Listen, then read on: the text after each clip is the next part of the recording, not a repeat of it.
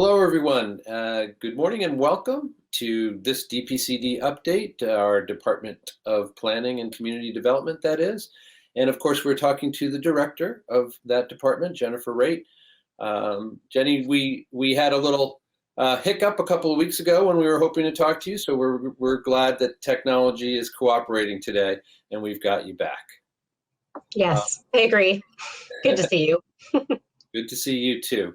We're speaking to you on a Monday morning, so happy new week and let's hope it's a good one.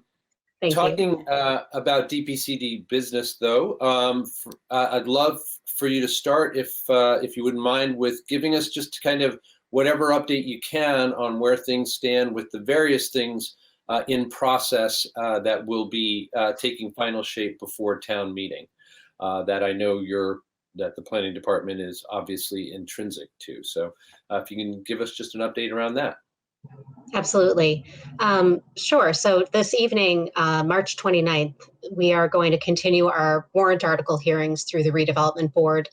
The department obviously supports those initiatives, which includes, preparing petitioners, making sure all of the materials are available publicly, oftentimes providing additional information and resources to support the deliberations of the redevelopment board, and of course supporting the actual hearings themselves. So we have hearings tonight.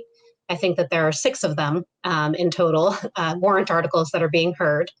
And they will continue actually next Monday as well, April 5th. And there are 2 articles next Monday night, and it will go into the board then deliberating and voting, which means that they vote on each warrant article, their recommendation to town meeting. So they're not voting to approve things, they're voting to recommend something, action or no action, with some discussion about that. And they make that into a report to town meeting, which we are then going to discuss on April 8th, next Thursday, and hopefully deliver it to town meeting by April 12th, which is the deadline. So that everybody, town meeting members, the general public will receive information about town meeting and can get up to speed about all of the information that's been, of course, discussed, and sort of the issues at hand that town meeting will then be addressing when town meeting begins later in April. Mm-hmm. I am curious because I know that you've now been through this process for a number of years now. Our sense is that certainly in the aggregate, the number of warrant articles that seem like they may be going to town meeting is very, very large in our experience. And I'm wondering whether for you as the planning department director, this is an unusually packed town meeting agenda, or at least the ones that you're having to process, or whether it's kind of, more normal than I'm thinking. I think that there's a lot of, interest in addressing a lot of different issues in the town. And we talked about this a couple of times ago when we had our update. There's a lot of people very interested in addressing issues related to the environment, a lot of people who are very interested in addressing issues related to housing. And the list kind of goes on, governance, et cetera. And so whether it's a town bylaw amendment or a zoning bylaw amendment, there are always pathways into that process through town meeting and by filing warrant articles. I would say that, we have 22 warrant articles that are related to zoning.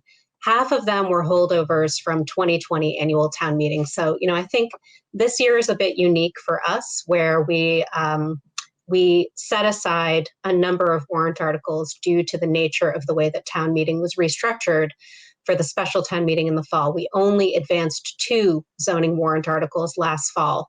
And the rest of them, of course, now we are just addressing. And also a number of petitioners who had filed warrant articles from spring 2020 town meeting decided not to refile, or they were no longer relevant, frankly. So, things have changed a little bit, but I think the bulk of what we've taken up has been related to carryovers from last year. The rest of it is in part to what I was discussing previously, which is that there's just simply increased interest in a lot of different issues. And not everybody necessarily knows about the different planning processes or community engagement that we've been doing and that we are starting right now. And so I think there's a feeling of urgency related to a lot of these things, but there's also some very deliberative discussions that will be taking place about those topics throughout the course of this year that I think will better inform public policy for Arlington. But we will see what happens. Mm-hmm. Well, obviously that level of interest and engagement from the the residents here in Arlington is a good thing. Very good. I'm sure that we all agree, but of course it does pack your own work quite a bit. So best of luck in getting through everything that you need to in these coming weeks. Speaking about these coming weeks, I know that we've got the week of April 5th to 9th is National Community Development Week. How is that going to play out here in Arlington? Yeah, that's we're really looking forward to that. We unfortunately didn't get a chance to really celebrate it last year. We have in previous years, and it's really an opportunity to celebrate all of the work that we do related to the Community Development Block Grant Program, which is a program that, of course, the town has had in place since 1974, since its inception, actually. And we've channeled more than $50 million through the community, supporting community development initiatives over all of those years. Of course, it's a lot of years. And on average, we've received about $1.2 million annually through the federal government, with a couple of instances where we received additional funds, including this past year, as everybody knows, with the CARES Act funding, we received almost an additional $1 million to help families who were in need and businesses that were in need related to COVID and suffering from the impact of the pandemic. There was one prior occasion when in 2009, we also received some additional stimulus funds. So the community has really done some amazing work over so many years with CDBG funds. This past year, though, we really wanted to take a step back and really look at a couple of particular issues over this past year where Arlington has really stepped up. And there's a couple of organizations that are very focused on issues around food insecurity and stability. And so we are planning a panel that's taking place on Thursday, April 8th at 5 p.m., which will include the executive director of Arlington Eats, as well as the person who is the director of operations and community partnerships at FoodLink, and myself, and Mallory Sullivan, who's the CDBG administrator for the town, who will be talking about food insecurity and how that changed over this past year and what Arlington has done to be responsive to that issue now and, of course, moving forward, where we're supporting both of those organizations with really unique food hubs and markets to address this issue. So I think that's really the focus, but there's also a couple of fun things planned and a lot of information sharing about the impact of CDBG in Arlington, including a community proclamation, and a letter to the editor, letters to the editor rather, and op-ed. So a lot of different things to just sort of illustrate and inform people about the impact of community development block grant funds for the town of Arlington. I think people have a general sense of what the program does, but we really want to make sure that we spend the week illustrating the true impact that the funding source has had on the community, which includes leveraging a lot of additional dollars and support towards local programming.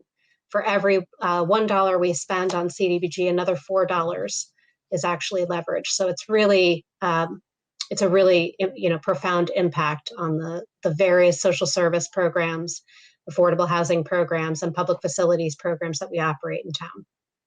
Yeah, a couple of points, and then we can wrap up. I think that it is great. I think most of us do know of CDBG grants, obviously, but we probably attach them to specific projects that we're aware of or that impact us or something like that, and not realizing just how expansive the impact is. And so that would be great to draw attention to that. And secondly, very glad to hear about the forum that will be taking place on April 8th, because among other things, we have done at ACMi News pieces on both FoodLink and Arlington Eats in recent weeks. And in talking to both of the folks that you'll be having on with you, they were clearly excited about the forum themselves and about, again, letting Arlington residents in on what has been going on, which is, again, may be invisible to some, but has been absolutely vital to increasing numbers of people here in town over the course of the pandemic. So yes. Great to hear that that will be happening. All right, Jenny, we don't want to take up any more of your time than we need to. If there's anything else that we should mention, please do. No, I think that's all for today on those two quick updates. All right, sounds great. I've been speaking to Jennifer Raitt, the director of our Department of Planning and Community Development. I'm James Milan. This has been the DPCD update, and we will see you next time.